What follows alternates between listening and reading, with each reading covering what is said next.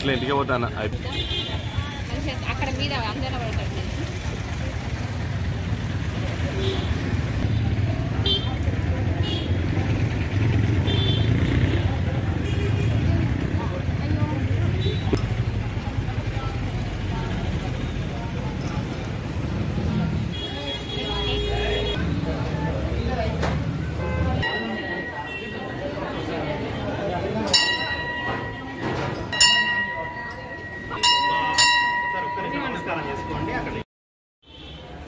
पंचललनाय भीमाय कारणेमि हराय च कौंडिन्यस गोत्र जाताय मंगलम श्री हनुमते मंगलाशासन परैर्मदाचार्य पुरोगमैः सर्वैश्च पूर्वै आचार्यैः सत्कृतायास्तु मंगलम्।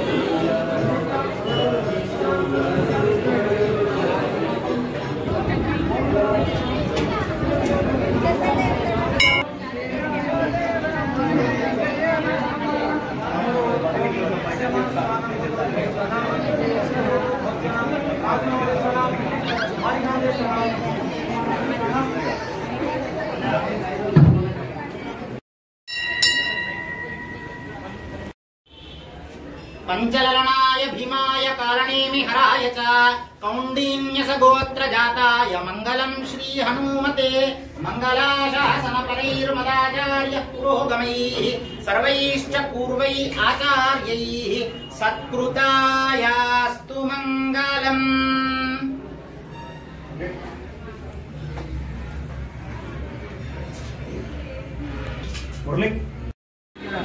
భగవద్భక్తులందరికీ కూడా హనుమత్ విజయోత్సవ శుభాకాంక్షలు.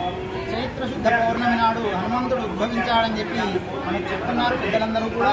ఈ రోజున హనుమంతుడు విజయోత్సవాన హనుమంతుడు అంటేనే విజయానికి ప్రతీక. ఎక్కడ హనుమంతుడు ఉంటాడో ఆ ప్రాంతం అంతా కూడా సుభిక్షంగా ఉంటుంది అని చెప్పి మనకు పురాణ ఇతిహాసాలు చెప్తున్నారు.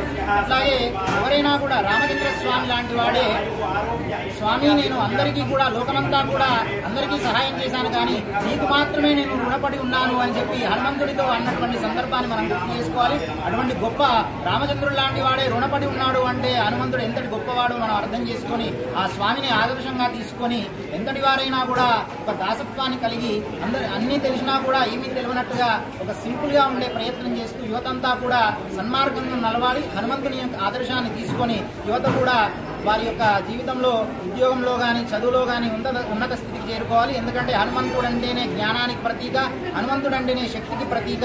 అటువంటి హనుమంతుడిని ఎవరైతే ధ్యానిస్తారో వారికి అటువంటి శక్తి లభిస్తుంది అని చెప్పి మన పురాణ ఇతిహాసాల ద్వారా తెలుస్తుంది. అటువంటి హనుమంతుని పూజిద్దాం, హనుమ అనుగ్రహాన్ని పొందుదాం. మన మందమరి పట్టణంలో ఉండేటువంటి పంచముఖి ఆంజనేయ స్వామి వారి దేవాలయంలో ప్రత్యేకంగా ఈరోజు హనుమత్ జయంతి ఉత్సవాన్ని పురస్కరించుకొని ఉదయం స్వామివారికి విశేషంగా మన్యు సూక్తంతో అభిషేకాన్ని నిర్వహించడం జరిగింది. అట్లాగే విశేష పూజా కార్యక్రమాలు చేయడం జరిగింది. ఈ రోజున అధిక సంఖ్యలో భక్తులందరూ కూడా స్వామివారిని దర్శించుకుంటూ ఆ స్వామి యొక్క అనుగ్రహాన్ని పొందుతున్నారు. లోకమంతా కూడా సుభిక్షంగా ఉండాలని చెప్పి మరొకసారి కోరుకుంటూ అందరికీ మరొకసారి హనుమత్ విజయోత్సవ శుభాకాంక్షలు. జై శ్రీరామ్.